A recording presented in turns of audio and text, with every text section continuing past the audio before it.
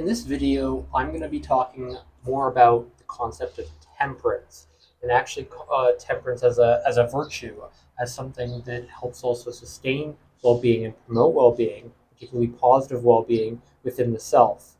And it's often through connecting with our self-subjectivity, our self-subjective experience that is in relation to the self, or that's directly involved in the self, and in relation to our consciousness self model in our body, the various mind, or more than the body, our mind body environment constituents and mind body environment constituencies for total well being or general well being. And temperance has to do with a balance between often this general concept of well being that relates to physical health, psychological health, meaning, purpose, what we find to be meaningful, directly engaged in that meaning process, directly related to perception, as well as a sense of mastery in our learning experiences as well, and what can help us to flourish in subsequent moments or feel good in subsequent moments or be well, to be well, to also regulate things like negative emotion, reduce the frequency of that negative emotion, and the potential harmful consequences it has in the long term. So often you see, like, for in terms of well-being practices, you see people who are watching what they eat or getting regular rest or engaging in physical activity and reducing the amount of sedentary behavior, sedentary actions and perceptions and motivations, feelings and emotions. And that's like sedentary is like being still, not really doing anything, not really mentally stimulating the environment, engaging in that psychological stimulation, just kind of being passive or not really having too much motivation, even more amotivated or acting in any particular way or engaging in anything or connecting with your emotions or feelings in any meaningful way, or behaving in any, like, kind of sitting on the couch, right? Being more like lethargic to some degree, and lazy. Not so much. I don't want to use the term lazy because it's a little bit more punitive, and people tend to be self-punitive with that. But it's not really doing too much. That's essentially what sedentary is.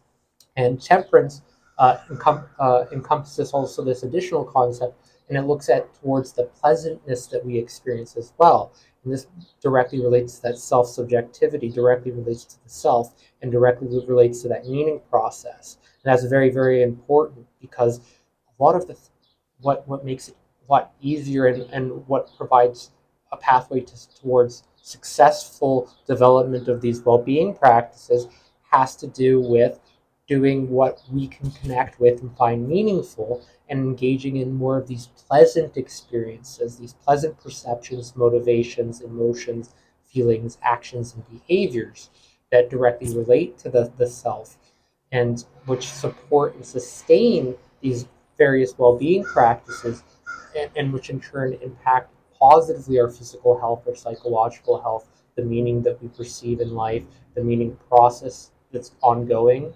within the self, within the consciousness self model, various mind body environment constituents and mind body environment constituencies, and which can ultimately benefit us in various ways, improving upon optimum learning and even mastery.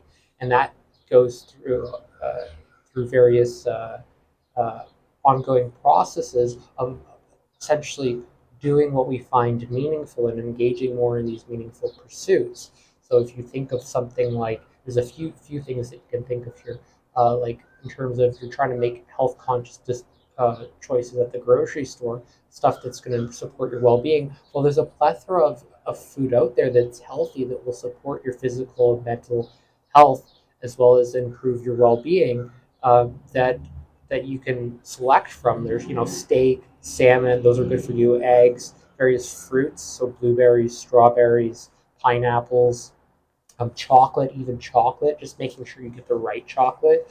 So it's cocoa with maybe milk. There's not, make sure that you're not getting anything that has any processed elements. A little bit of sugar is okay, and I speak about this on some of my blog posts.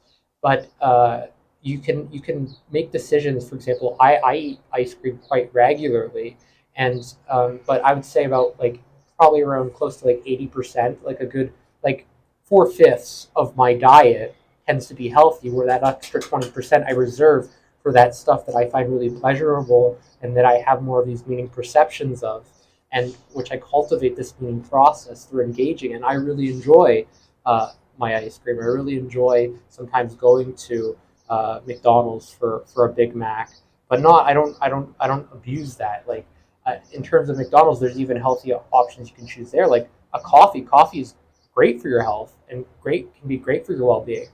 But when I go to McDonald's, I try to limit the amount of Big Macs I buy, at like the frequency of that. But maybe not so much the coffee or the ice cream, because the ice cream is something I regularly enjoy.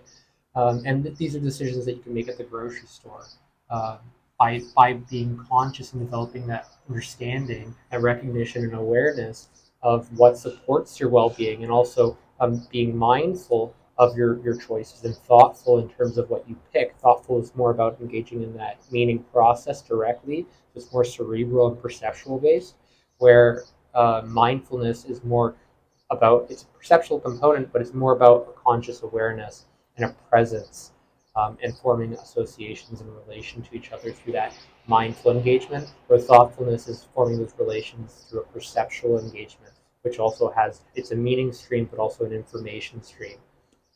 So that's important too. Uh, but it's primarily perceptual. Um, and it's related directly to these self-subjective experiences of meaning, where mindfulness is more about also presence to the surroundings that's in relation to the self. Um, and you can do this with other well-being supporting habits, such as physical activity. Maybe you don't enjoy so much lifting weights, so you go for a walk instead, or you go for a run. Or maybe it's vice versa. You don't really like running so much, so you do weightlifting.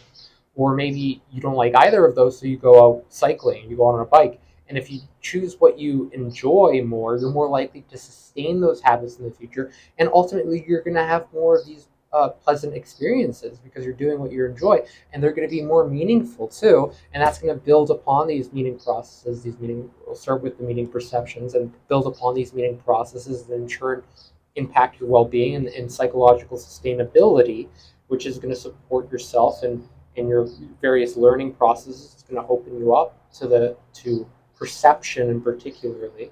So you're going to be able to perceive within a larger bandwidth of your emotions, your feelings, your motivations, perceptions within perceptions, cognitions, your repertoire of actions and behaviors that you can rely on and draw on, various forms of emotional regulation, motivational regulation, perceptual regulation, cognitive regulation, all to do with self-regulation through this value and development and cultivation of things like temperance, which is very much balancing these general well-being uh, processes, expressions, self-expressions, and embodiments with various mind, body, environment constituents, as well as mind, body, environment constituencies, with what you find meaningful and pleasurable through your perceptions, your motivations, your emotions, your feelings, your actions, your cognitions, your behaviors, your reasoning, your philosophies. So that's pretty much all I wanted to say for this video. So bye. Have a good one.